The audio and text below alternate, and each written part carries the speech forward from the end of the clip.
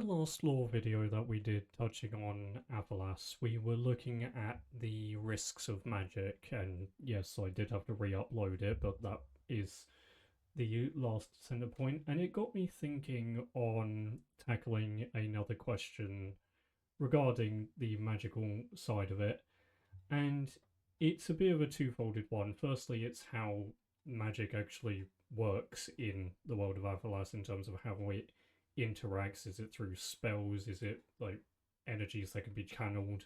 These different kind of things. But also with the major question of when it comes specifically to the Agate enchantment, the more pure, unhinged energies of it, why were the Kirindrek the ones chosen specifically by the father to harness that power? Why were they the ones who it was tethered to and not, say, the Dracons, who are the ones who have the major access to pretty much all the other regular ones, not counting corruption, obviously, and yet they were not chosen?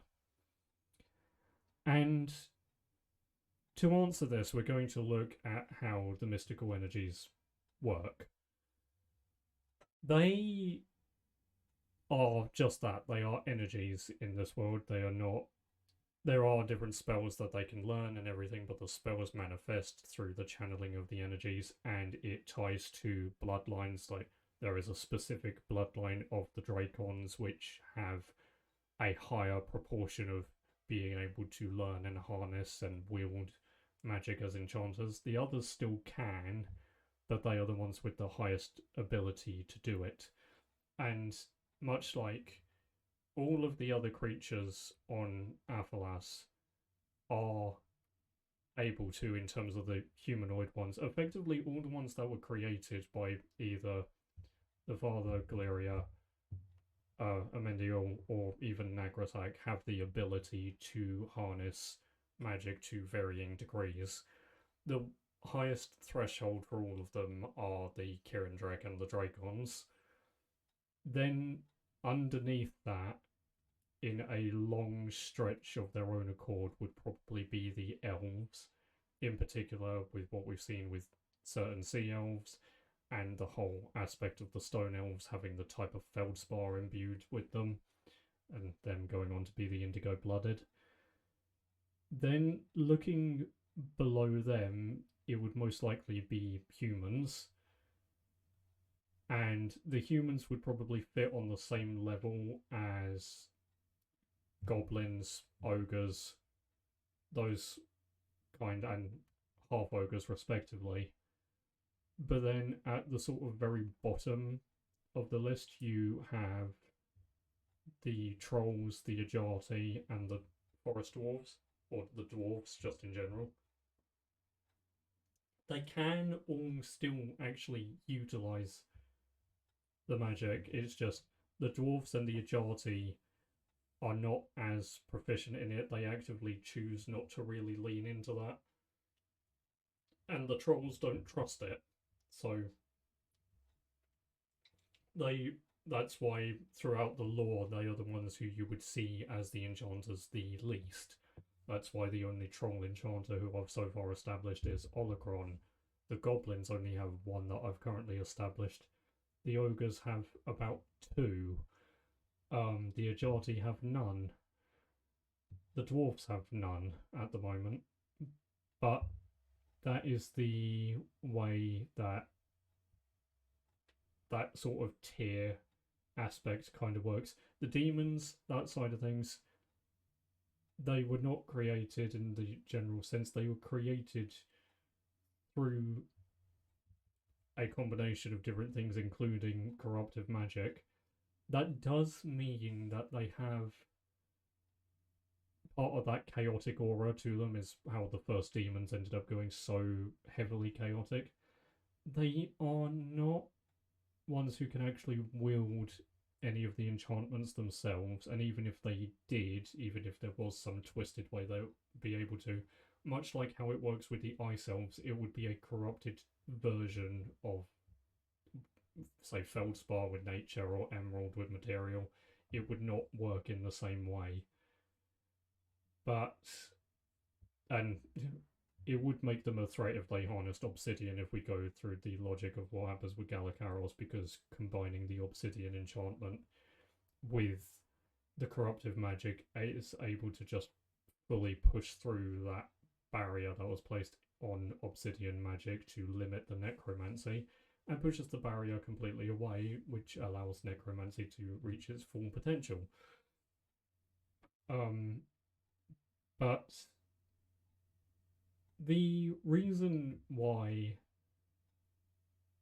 it functions like this is because they didn't want to establish magic that could be utilized all around the world. They were hesitant because the humans were developed later, but they had already seen some things happen, like the actual creation of the Dark Elves, or even before that, just what happened with the Beast Elves in general, in terms of them turning on the Stone Elves on Gallicaros and forming the Horde of Beasts, and then going on to have their remnants assimilate into what would be the Dark Elves. There was corruption and there was risk to all of this, and and in terms of the vulnerability to corruption magic, and this is a little bit of a spoiler for the trilogy in a way, although you don't actually see this turn in the trilogy. It's already happened in the lore. I just haven't got around to the timeline writing of it. But the storm lightning dragon, Kardish, he and the other dragons are aspects of Galeria. They were manifested and created through Galeria's sacrifice. They each have a fragment of her. Kardish gets corrupted. What someone who is this figure who is a fragment of one of the creative gods in terms of Galeria does fall to corruption. And it just highlights the sort of weight of the corruptive magic and how much it can reach, and the fact that these are energies, and these energies can tap into and reach all of these different high tier figures. It adds another aspect as to why the Shadow Dance, with the plan in there from the Ice Elves to twist Nisothere, is so actual. It has a genuine case of working. But the risk with these energies, and we had a little look at this in the risks of magic, but that was more through obsession and just wanting to learn more. And yeah, these energies can be intoxicating. They can be needed that more and more, or you find one that's the power and you start wanting it more, you start leaning into it more, and it just becomes, I know it's going to be a weird term, but it becomes moreish. And they just want to delve further and further, and it becomes the factor that these energies effectively become the master that you are serving, or they twist your mentality or things, in the case of what happens with Rorne. But the energies also have different levels of volatility. The corruptive magic is its own thing, and it wasn't naturally created. It was an offshoot that was done by Senevia, harnessed by her. But out of the main list of them, we mentioned again that little tier list about which ones had the greatest risks of like the corruptive magic. It also falls into their volatility. Things like the ones focused around death and nature are more volatile than the ones that are more like over material.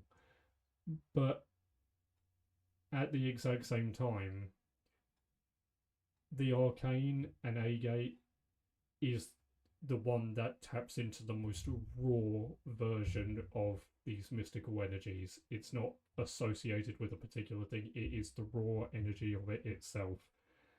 And it's not so much that is a descending obsession that anyone would try and harness. It's just, it's so volatile to try and harness because being able to channel and utilize the magical power, it does take time. It does put a strain on you, especially if you use it more and more and more. So the Agate arcane energy is the most destructive of all of those in terms of if someone who was not properly prepared attempted to harness, it would effectively consume them. And even those who would be able to harness it and would be able to start wielding it, the effect it would have on the psychological side of creating that sort of Moorish desire, because it's the raw version of all of these energies. It is the one that possesses arguably the most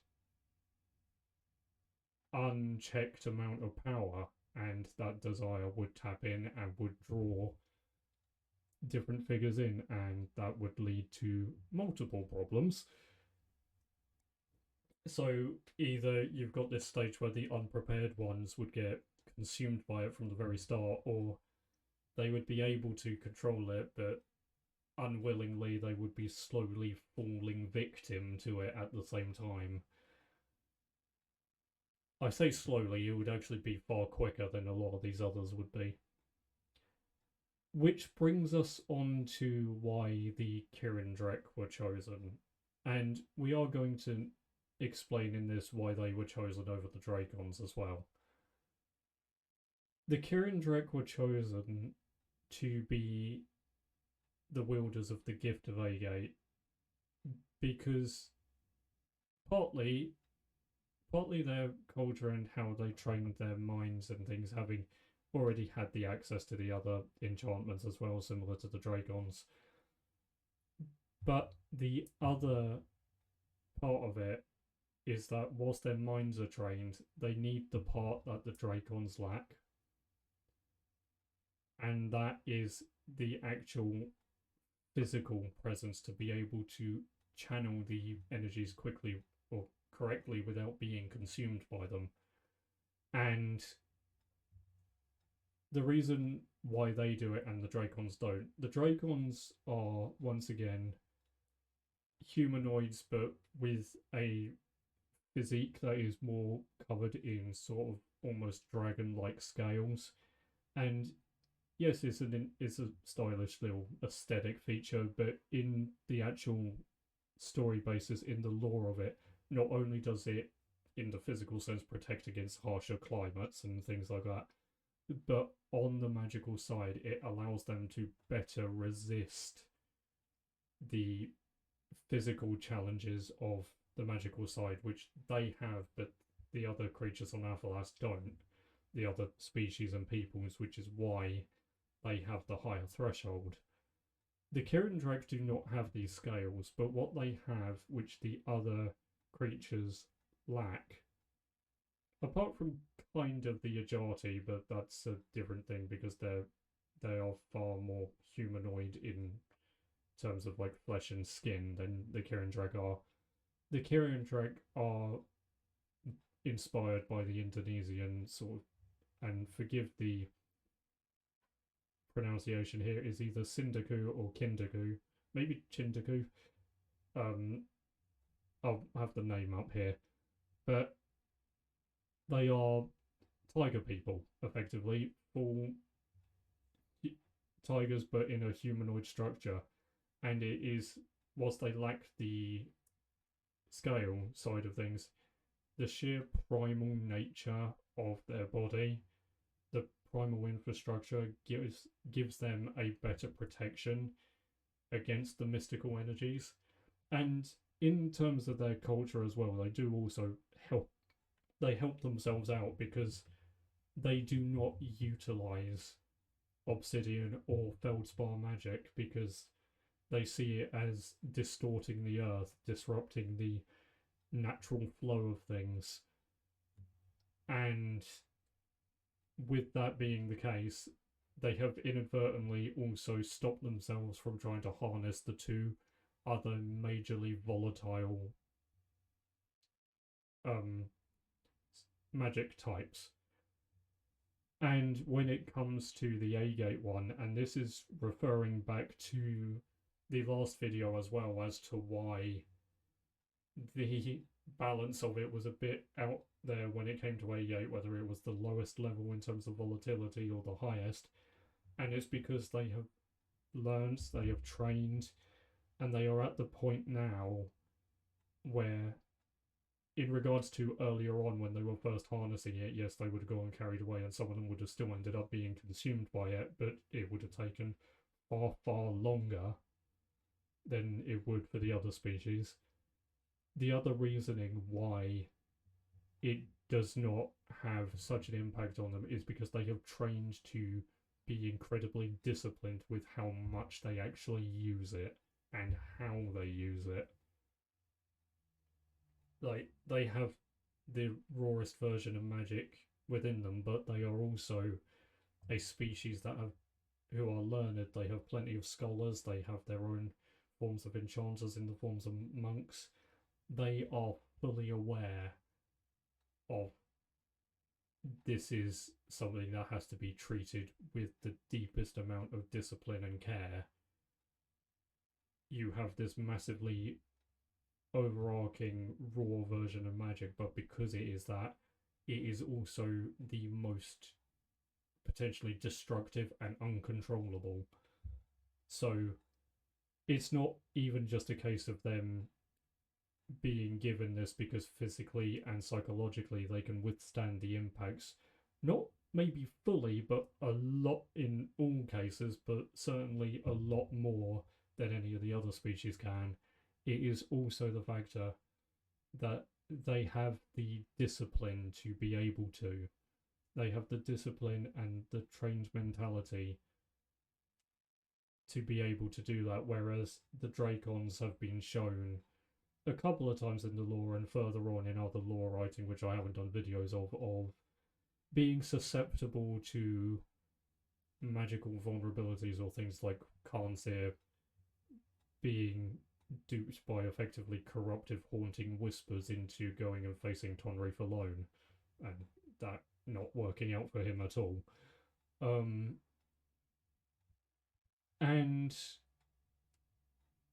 yeah, that is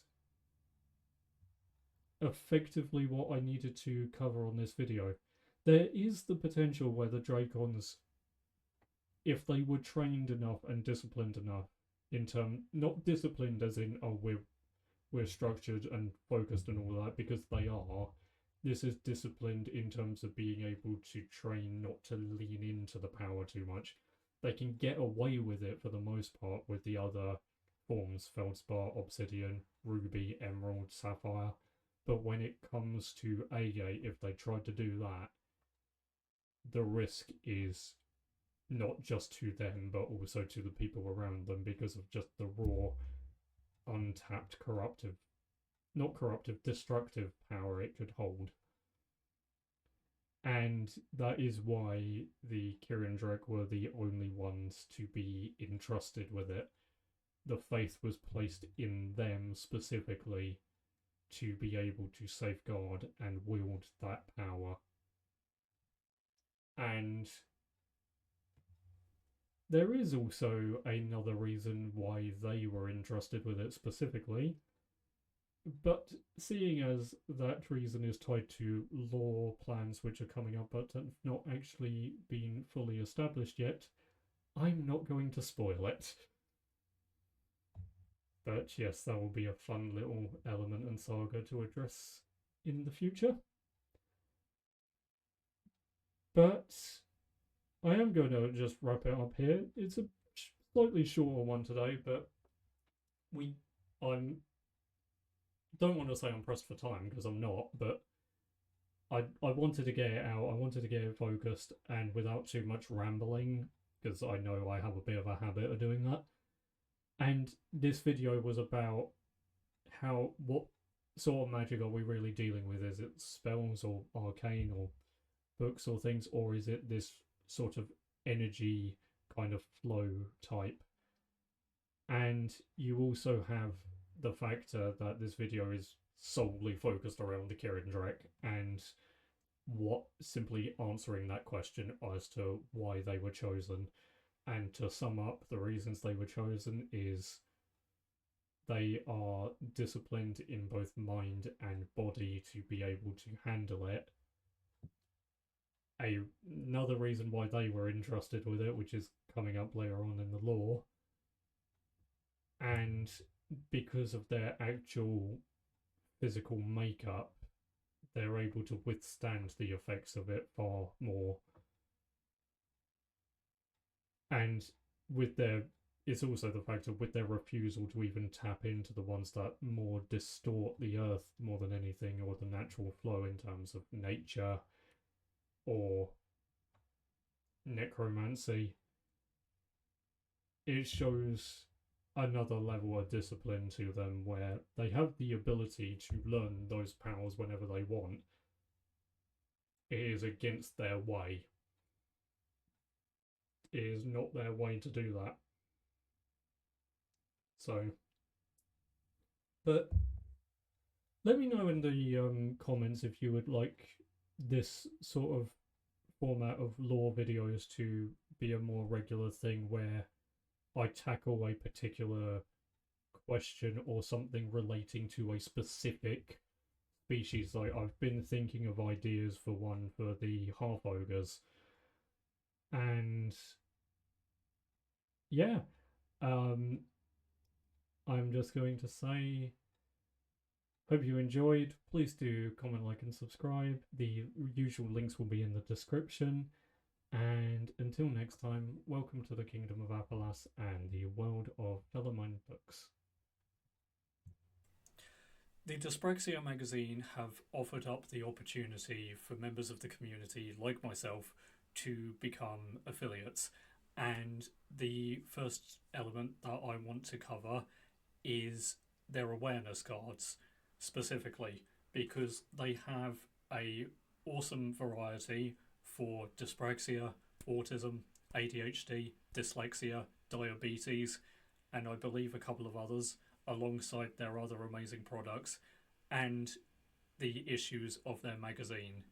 These awareness cards are small, about the size of a bank card, but they help so much. They are a quick grab thing that you can keep with you if you are affected by one of these things. So if you are interested and you would like to have a little look at their store, pick something else up, or pick up one of the awareness cards, there is an affiliate link down in the description, and hopefully it helps bring some advice or support, or even just looking through it and learning something that you may not have known about one of these different conditions. And now back to the regular content.